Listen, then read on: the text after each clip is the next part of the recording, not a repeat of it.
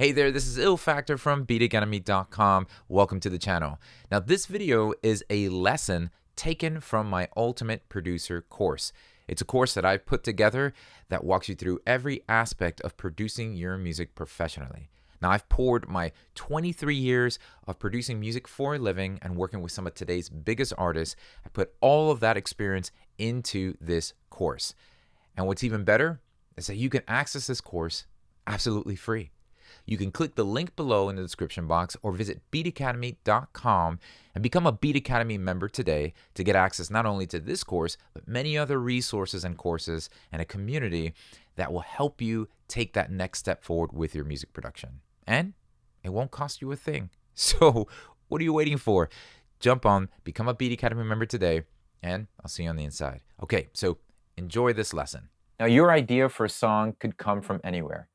A melody that you were humming in your mind that you happened to catch and put on your voice memo, an inspiring sound that you come across when browsing through your instruments, loops. It doesn't matter where that inspiration comes from.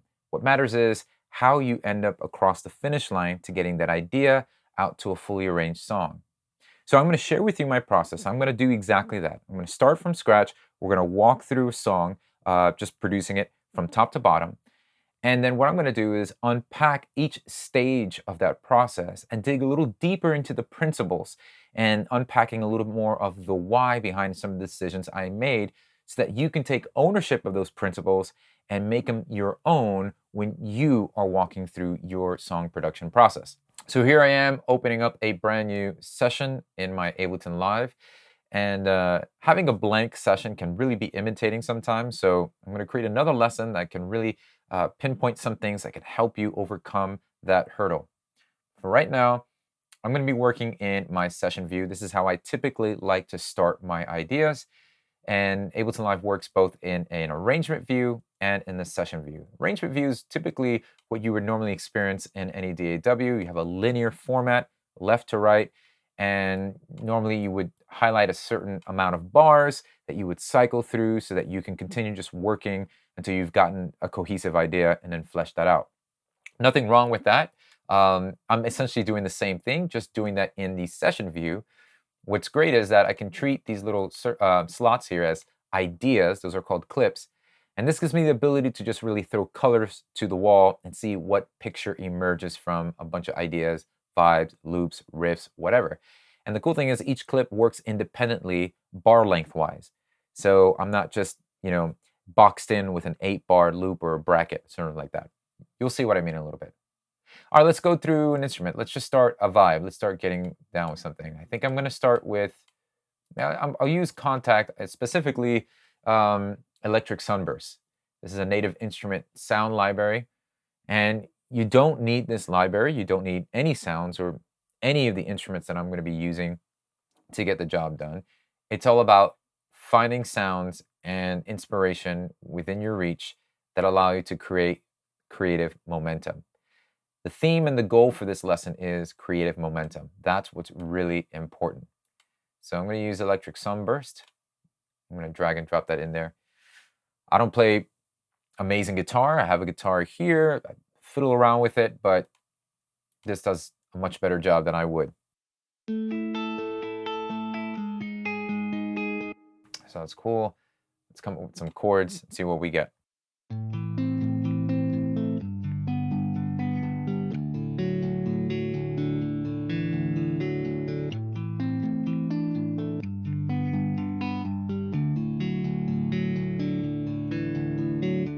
I should have been recording that. A great feature here in Ableton Live, just a little side note, is this little box here in the session view or in the arrangement view. And this is always recording, always capturing what you're doing. I can click that and it'll show me, and it'll show me the MIDI performance I just went ahead and played. And this is really powerful because back in the day before this feature was around, there have been countless of times where I'd audition or play something and I'd be like, oh my gosh, I wish I recorded that. My ADD starts to kick in and I don't remember what I did. So I'm really grateful for this. What's even cool is that it'll create a tempo. It'll set the tempo to whatever tempo it maps out of the riff you played or the chords you played. and it'll identify a cohesive amount of bars to loop. So here's where I started playing the chords.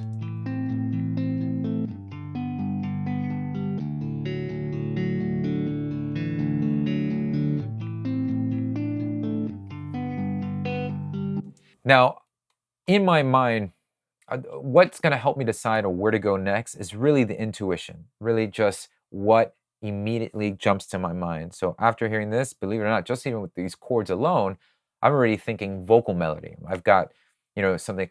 I don't wanna know, tell me where to go away. That's something that just comes to my mind. I want to make sure I put that down so that I don't forget it, because I vibe with that voice memo. So I'm going to play this here. I don't wanna know, tell me where to go today. Ooh. But even if I don't, tell me what you need to say. So, don't know what I'm saying, but I definitely want to capture that. So I've got it there. Now with that, the temptation is to add effects, do some really cool stuff. But if I was able to actually extract a melody from that moment, I know that I'm in good running to just move on to something else, another element. So let me think of some drums. And I'm thinking now, if I'm hearing it, right? It's boom, boom, boom, boom, boom. That's what's in my mind. So let me bring up XO. This is an instrument created by Excellent Audio, and this just makes my life a lot easier, because as I start to accumulate sounds and drum libraries and one-shots, it can be pretty crazy having to shift through all my libraries and just find that one sound, and that's killing my creative momentum. And the goal for this lesson is, don't kill your creative momentum. Keep adding, keep moving. Don't sit there tweaking the snare drum for 5 hours. Focus on building creative momentum. If it's allowing you and sparking you to move to something else, that's what you need to be doing, okay? So all my one-shot sounds, my snares, percussion, all that stuff are color-coded and mapped out in this really cool world. All the kicks are red, snares are blue, and so on. So I can find a really cool kick drum, depending on, and not even worry about where it is in my places and things like that, and assign that to this kick slot right here. And that's a cool sound.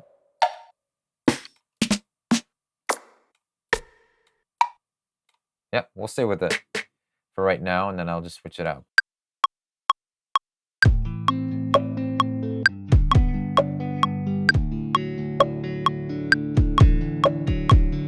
All right, so let's take a look at what I put down. Now, I played this by hand. I'm using my Ableton Live push. None of this stuff is required. You don't need the push. MIDI controller would be really helpful. Definitely want to use that, but I could use my computer keys as well. But take note that some of the notes I played are off the grid. See that here? This is the grid right here. And I can just click and nudge that over so that it would be on time.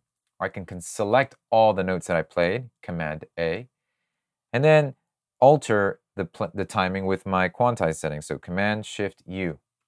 Now I want to talk a little bit about quantizing, because this is really important. So quantizing is going to allow me to automatically move notes to the nearest desired position on the grid. Right now, if I have it set to a quarter note, it's going to grab every note and move it to a quarter note. Let's put this at 100% and do that.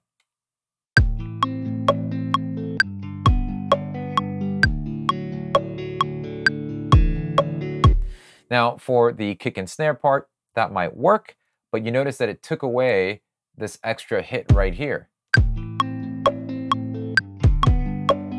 because it just moved this and grabbed it, and it just shoved it right next to the nearest quarter note.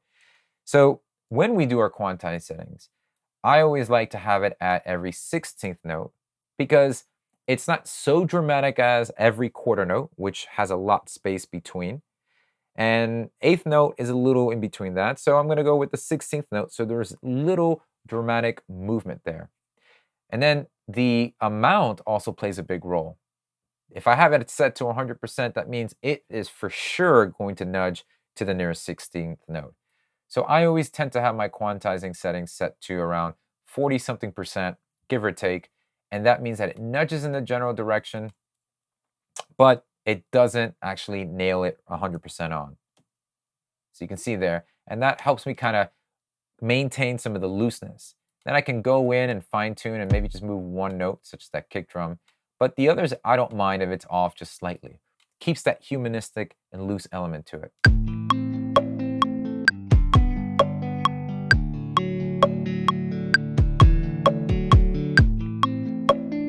Cool. So with these drums in place, that might be a good start. But generally, at this stage in my career, my mind is just keep moving, just keep moving, just keep moving until I get enough elements in there to really solidify the vibe and the idea. Now I've got that melody. That's probably a good verse place. So I'm already got something that inspires some melodic stuff in there. And whether I'm trying to get a chorus or something, I don't know that yet. But the temptation is then to go and tweak and tweak and tweak and lose sight of the big picture. And so at the earlier stages of my career, I spent a lot of time tweaking sounds as I was writing. At the latter part, or currently where I'm at now, is just focusing towards just get the vibe across, just keep moving, because it's switching that kick drum or switching that snare drum is as easy as going back and just finding another sound. But I don't want to spend all day there. So, but I totally understand when you're just not inspired by the sounds you have, it's kind of even hard to continue moving. So I get that. So that's where I'm a little balancing between, right? There's going to be a compromise. So I'm going to go back in here, go to this kick drum, and let's look for something a little deeper. That might work. And I'll just put the decay down on the hold a little bit. And velocity, I'm going to set this to no velocity. So velocity reacts to how hard I struck my MIDI device. So if I'm pressing lightly on my push or my MIDI controller, I'm getting a light gain or light volume from that note. If I set the velocity to 0, that means that no matter how soft or hard I hit that keystroke, the sound is just going to be at a consistent volume and level.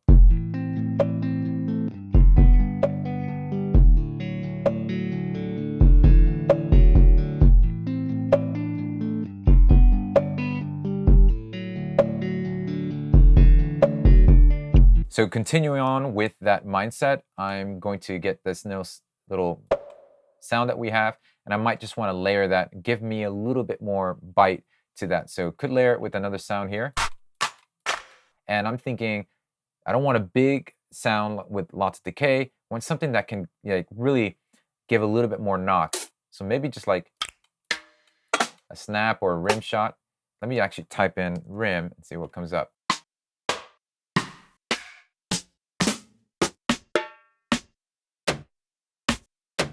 That might be cool. We'll put that here for the snare, and I'll go into these drums, take this one sound, and let's find the snare drum. So I'm just holding Option to drag that note down, and let's bring the pitch up a little bit. So that's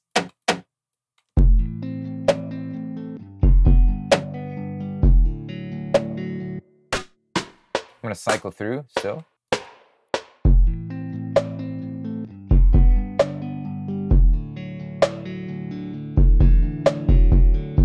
All right, so I got a good place there. Got the drums, got the guitar. Let me add maybe like a percussive loop to this that can, just accentuate the rhythm section a little bit. And one thing I'm thinking that comes to my mind is taking a percussive loop, and I'm digging into my archives here. I'm just gonna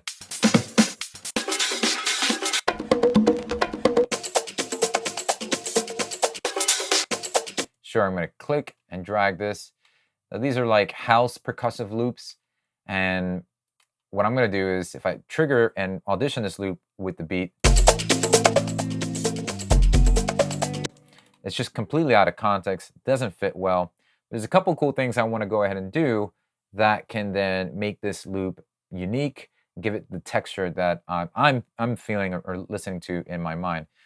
So right here with this loop, let's play it twice as slow. And so I hit the ×2 button. And then I'm going to take the warping algorithm and change it from beats to repitch.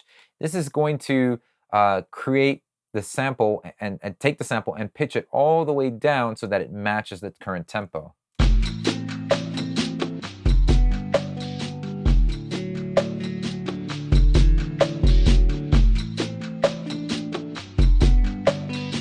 So that's kind of cool.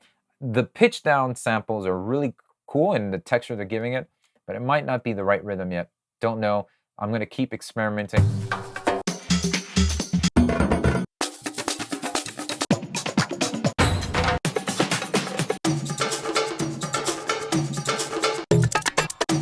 See what this sounds like. We'll do the same process here. And then twice as slow, fast, and pitch it down.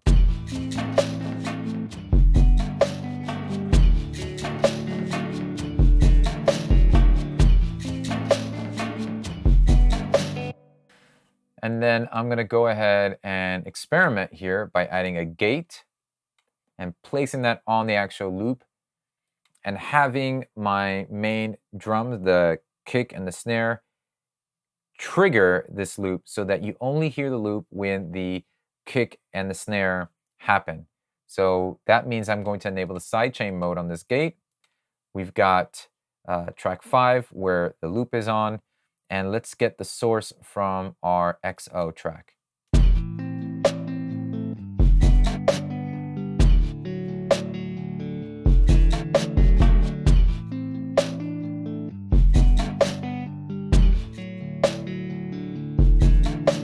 Now, that's so cool because what it did was it actually changed the actual rhythm of that loop. Without the gate,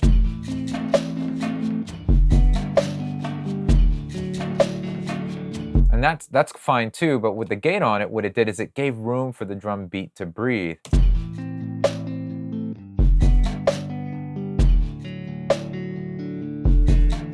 And it does not leave the main kick and snare naked.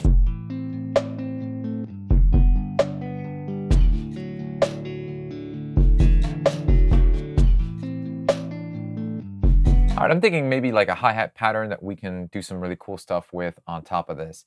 So instead of going into the XO, I'm going to create an individual track just for the hi-hat.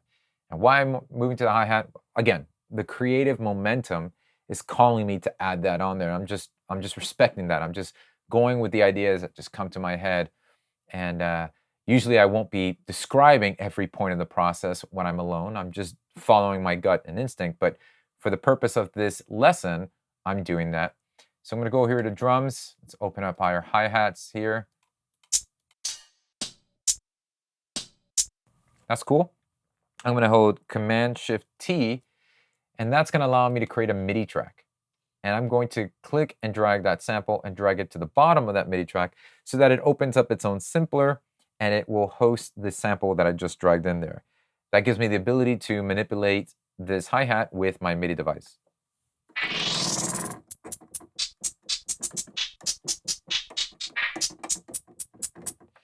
So what I'm going to do now is step sequence. I'm going to click here, create a 1-bar loop, and using my pencil tool by hitting the letter B on my computer keyboard, I'm going to draw in a pattern.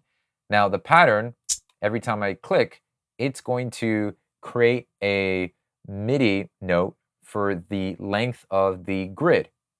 Right now our grid is set to every 16th note. So if we set it to every 8th note, it will then create an 8th note subdivision, 8th note pattern. So click, drag, and draw, and we have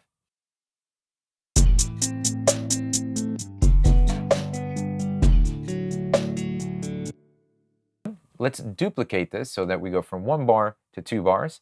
And now if we can adjust our grid back to 16th note, and I'm doing that by hitting Command 1 to shorten the grid and Command 2 to expand the grid. So Command 1, we can then kind of decide on picking a couple different spots to add a little bit more subdivision. So let's even bring that smaller.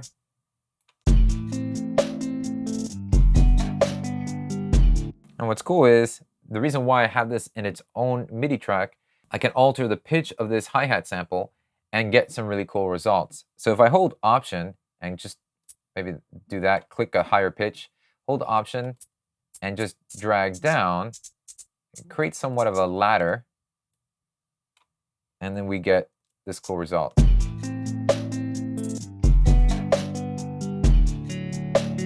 I'm going to duplicate this. So instead of repeating again, going from top to the bottom, let's do the same thing here and go.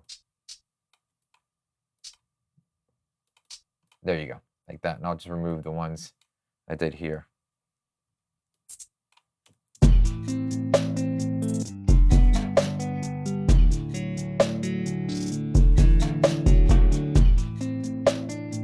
And that might be just pattern 1. So I'll name this Pat 1.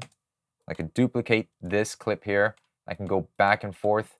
This would be pattern 2. I can come up with a bunch of different patterns. Maybe I can just have it focus on just the straight 8th notes. So I'll do that here, just looping these two around. And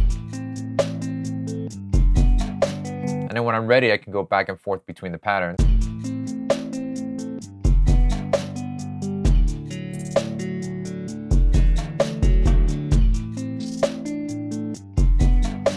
So it gives me a little variation to play with. As you can kind of see where I'm going at here, I can create all these different patterns, all these different types of nuances with the hi-hat. But I'm not getting carried away with that right now. I've got a pattern. It's doing what I wanted to do. And I'm really just now focused on what's next. What's the next thing? What am I feeling? That's what I'm trying to get to the point across here in this lesson is this is all about sustaining creative momentum. You don't want to... The compromise is, yes, you can add a little bit, you can find the right sound if it helps the inspiration momentum, but don't park there thinking by spending hours tweaking the snare drum or tweaking this thing that's what's going to unlock the door for you to get inspired to finish the idea. It really is about creative momentum. So I'm fine with the drums. I'm going to go ahead and group them, shift and select all the tracks and hit Command G. And this is going to just group them. In Logic, you would be bussing this, putting all these tracks into a bus, similar in Pro Tools. That's how Ableton Live's ecosystem works, that if I wanted all these to be routed into a track, I would group them. Right now, we have all the drums grouped. I'm going to go to Audio Effects, and I'm going to use the Ableton Live drum bus. And this is going to give me just a quick boost. It's going to saturate the sound. It's going to give us some crunch. A little bit of EQing and transit designing. This helps bring a little bit of bounce and punch and bite.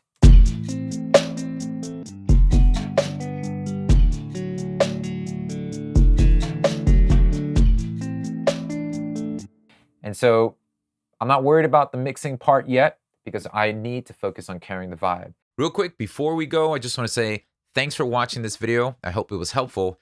And if you're serious about producing your music and you want professional guidance to help you do so, well, become a Beat Academy member today and get access not only just to the Ultimate Producer course, but all the other courses and resources I have there to help you take your next step forward with producing your music. And there's a community, monthly workshops, all from industry professionals helping you take that next step. So what are you waiting for? Become a Beat Academy member today.